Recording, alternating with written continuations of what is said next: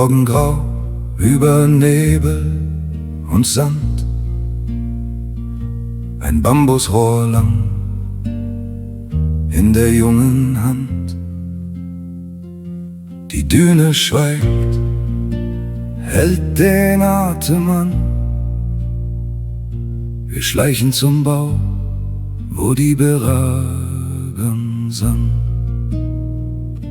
Beragen stog tief in den Gang. Horch auf das Kratzen, den rauen Klang. Ei, oh Mai, aus dem Dunkel ans Licht, was heute verboten, das wussten wir nicht.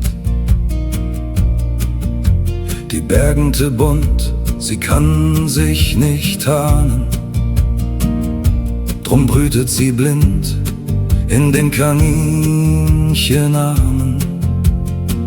Kein fremdes Nest, nicht ins Nachbardorf gehen. So hielten wir Regeln, die niemand geschrieben gesehen. Ein halbes Dutzend, das ließen wir stehen, damit im nächsten Jahr wieder Gänse gehen. Heut zieht sie geschützt übers graue Watt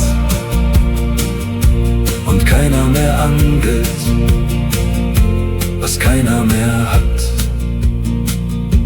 Beraganstog,